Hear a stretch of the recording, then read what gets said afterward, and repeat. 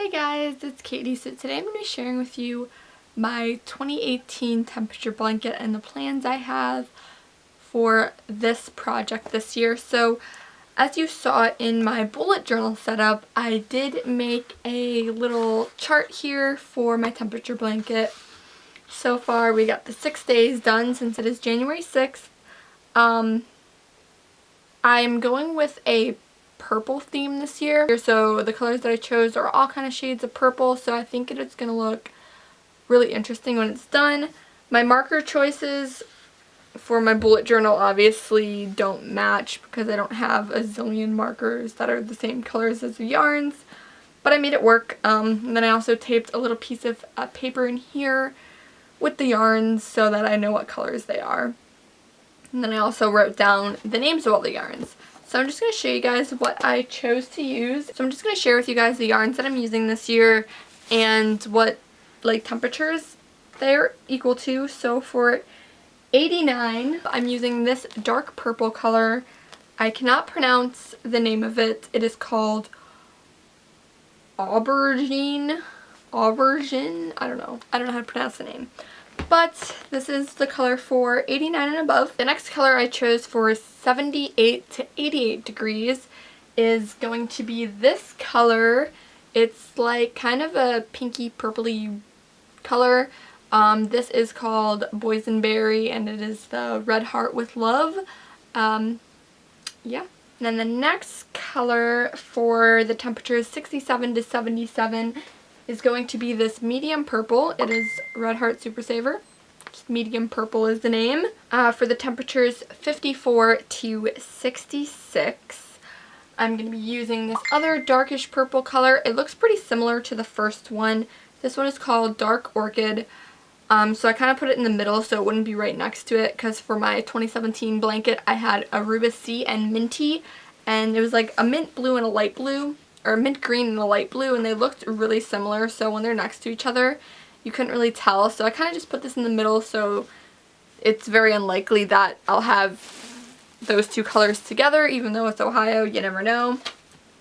Now for the temperatures 44 to 53, I'm using this gray color. They didn't have enough purple yarn at the store, so I figured I'd get something to kind of offset the purples and it'll look good, complement the colors.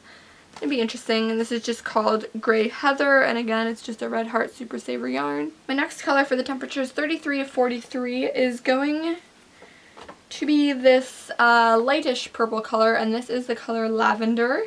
Again, it's just another Red Heart Super Saver. And for the temperatures 23 to 32, I'm using this light pale plum color. I was using this, I think, for the same temperature range in my 2017 blanket, but since it's light purple and I have a bunch of this yarn, I decided I would throw it into this blanket as well. And the last temperature I have is 22 degrees and below. So for that one I chose to use whites because it's cold and there's snow, so why not just choose whites, and plus it'll be another nice color to kind of complement the purples. And this is just called White, and it is Red Heart Super Saver again. So I did purchase all these yarns at Joann Fabrics. They were 2 for $5. I bought all these for like 20 bucks, so pretty good. But anyway, I'm going to share with you guys. I started my blanket. This year I'm doing just a giant granny square kind of thing.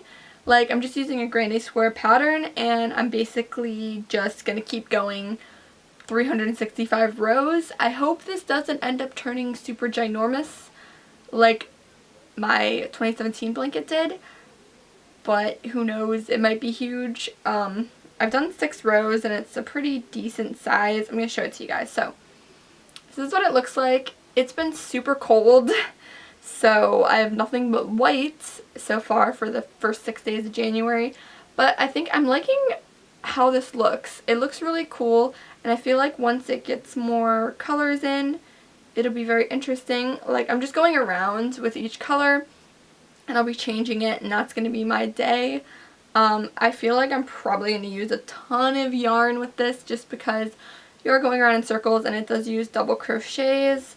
But I think it's going to turn out really cool, and it'll be like a big square, so it's going to get bigger on all sides and it's not going to be like super long like mine is. My 2017 one was. So I don't know, I think it's going to turn out cool. I really like the way that granny square blankets look, and I'm super excited to be doing this year. But that is about all for this update. I'll be updating you guys again at the end of the month to kind of show you what I completed in the temperature blanket, what it looks like, and I'll be doing monthly updates and such like I was last year. But I hope you guys enjoyed this video. Please give it a thumbs up if you're liking this series. Comment down below if you guys are going to be doing a 2018 temperature blanket. Also be sure to subscribe to my channel so you guys can get notified every single time I upload. I upload every Wednesday and Saturday, and sometimes random days during the week. So be sure to subscribe so you guys can get notifications when I upload and you don't miss a video. But if you guys are doing the 2018 temperature blanket, or you did a 2017 temperature blanket, be sure to tag me on Instagram or use the hashtag SwizzleMonster so I can see your guys' work. I love seeing what other people are doing. It's really exciting to see what the temperatures and everything are in other parts of the world. But that is about all for this video, and I'll see you guys next time. Bye!